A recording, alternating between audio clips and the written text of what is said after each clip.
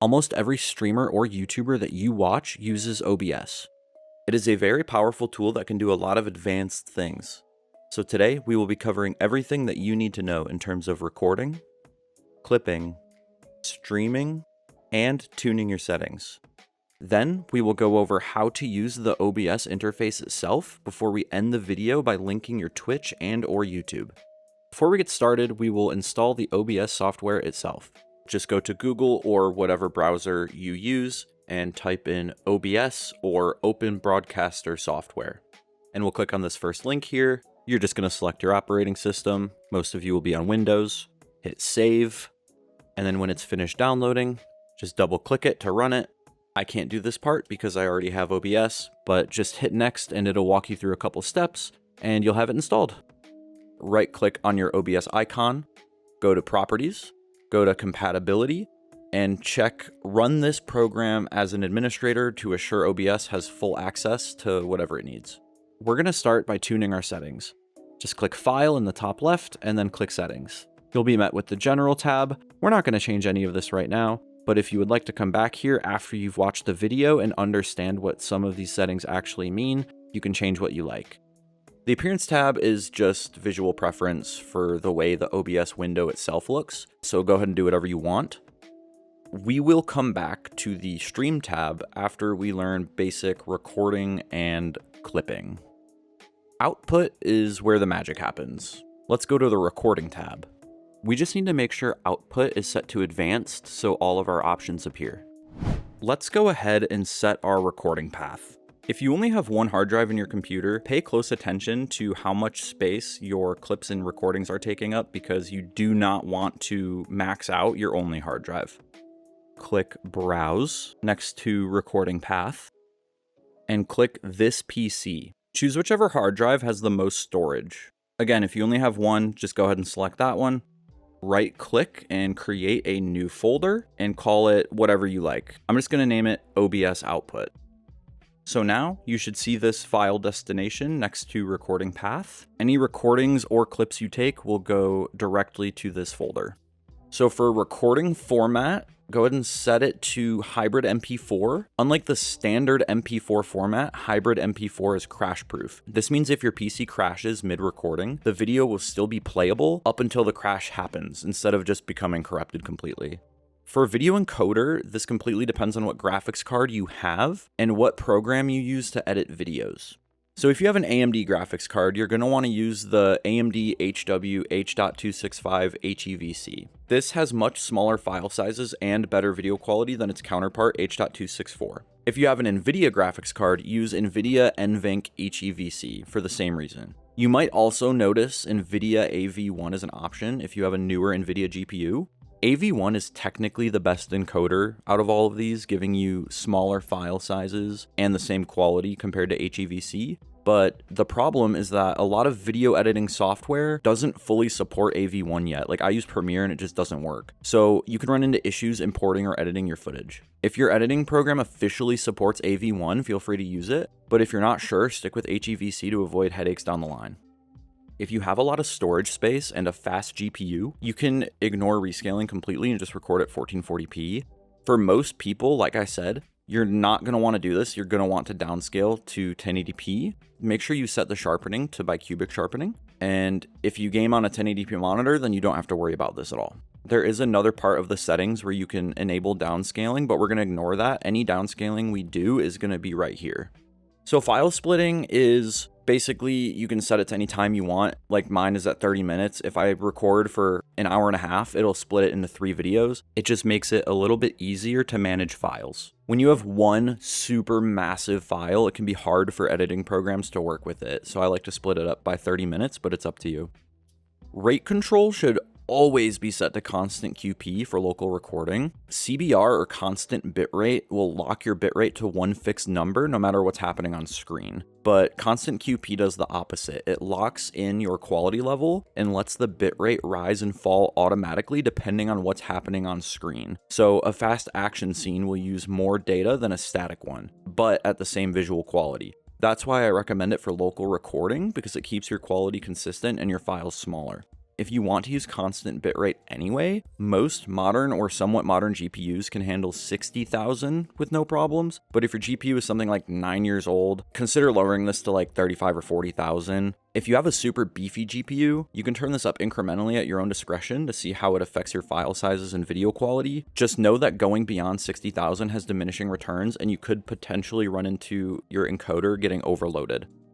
Let's look at constant QP, which is what I recommend you use. Lower QP numbers mean higher quality and bigger sizes. So turning the number down is more quality. If you have lots of extra storage for recordings, and again, we're recording at 1080p, set this to 15 or 16. If you are for some reason recording at 1440p, use 19 or 20. I would actually recommend you use 20. If you don't have a dedicated hard drive for recordings and you don't have a lot of extra storage space, turn your QP up by 2 or 3, depending on how little space you have left. So if you have like 150 gigabytes free, you probably just shouldn't be clipping at all, to be honest. But if you only have like, say, 400 gigabytes to put clips in, I would bump this up by maybe like 2.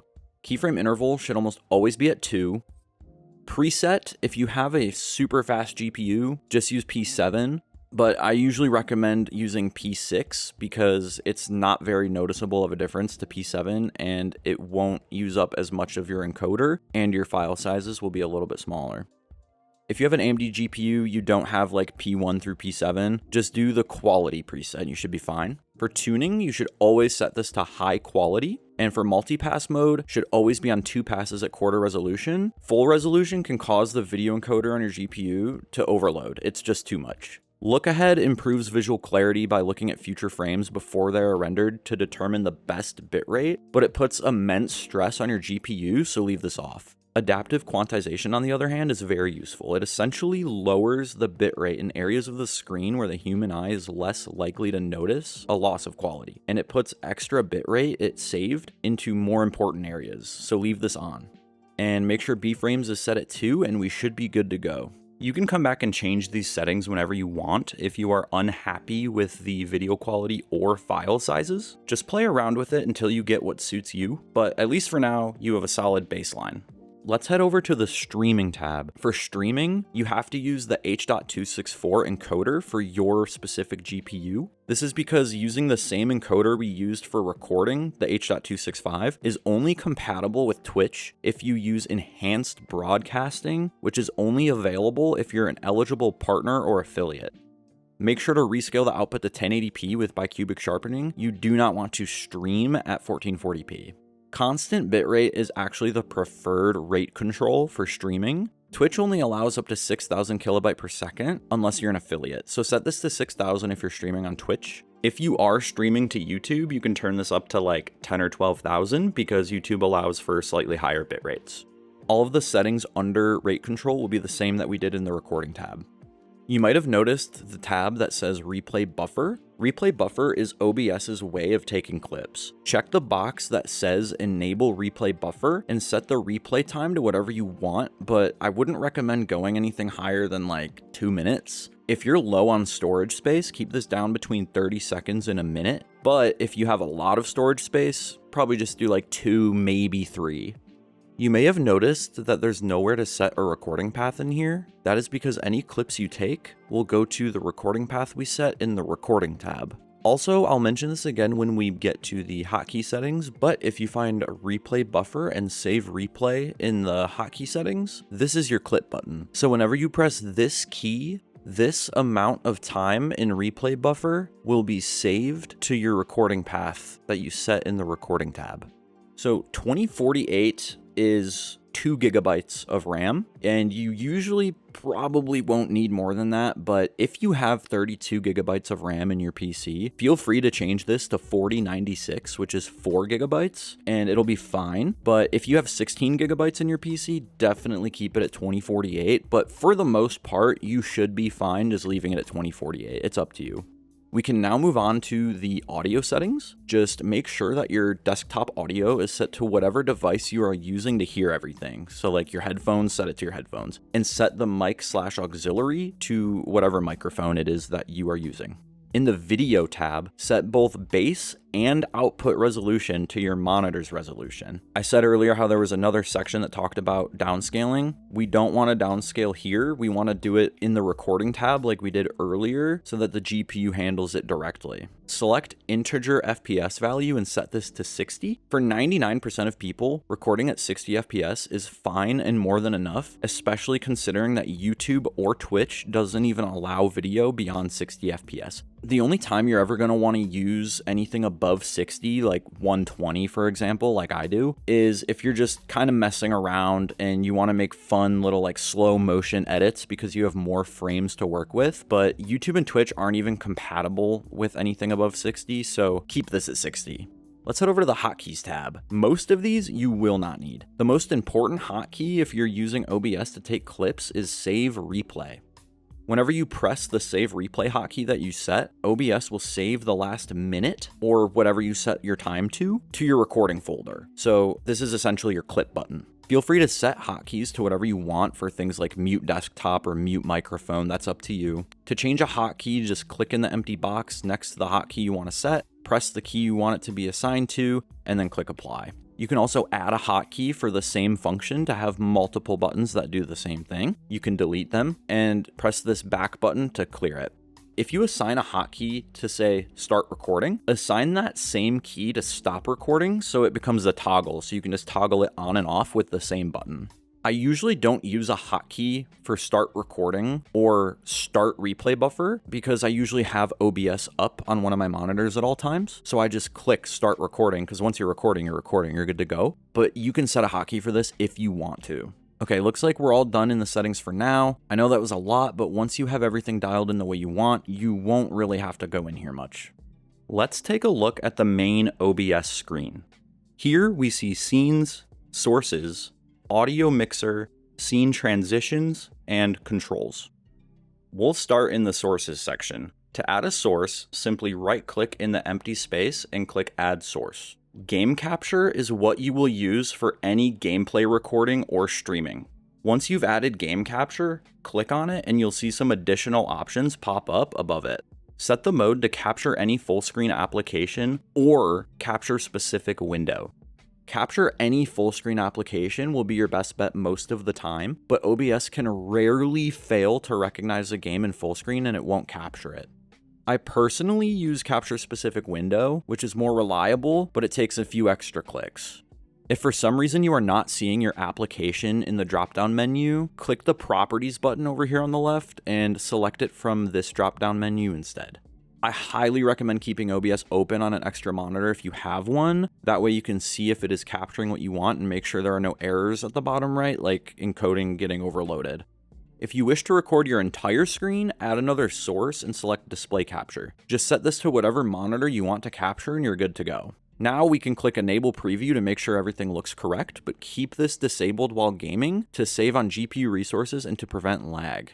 Keep in mind to not use display capture while gaming, as game capture is much more efficient for that specifically. And now that we have two sources, let's understand that whatever source is closest to the top will visibly appear on top of whatever source is beneath it. For example, on screen, if I have a webcam in front of my game capture, I'm going to want the video capture device source on top of the game capture. You can toggle sources on and off by clicking the eye icon or lock them so you can't accidentally change anything. Scenes are essentially just groups of sources. To add a scene, just right click and click Add Scene, name it whatever you want, and then you can add any sources you want to the new scene. When you add a new scene hotkey options will become available so you can easily switch to a new scene by just pressing a button. You can hold click on the edges of the source to resize it easily, and you can drag it around to move it. If you hold shift while resizing at the edge, the source will stretch or squeeze, and if you hold alt while resizing, you can crop the source from any side. This is especially useful for webcams. If you wish to add a webcam, add another source and select video capture device, choose create new and select your webcam. You can directly change your camera settings by clicking configure video depending on what webcam you have. If your webcam looks weird or doesn't look the resolution or aspect ratio that you expected it to be, you can manually change the resolution to either 1280 by 720 or 1920 by 1080. Change the FPS to highest FPS and leave everything else on default. And like I said, holding Alt to crop webcams is super useful. So for streaming and actually linking your Twitch in OBS, there is an easier way to do it nowadays, which is just linking your account directly to OBS.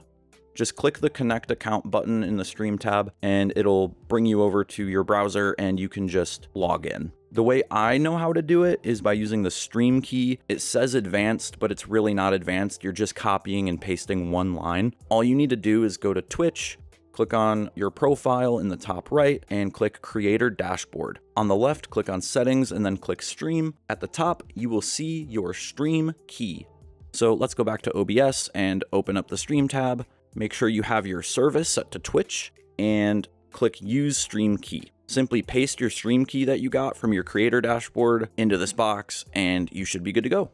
Connecting YouTube is very similar. Either connect your YouTube account directly, or go get your YouTube Stream key. To get your YouTube Stream key, open YouTube, click on your profile in the top right, and then go to YouTube Studio. From here, click on the Go Live icon in the top right.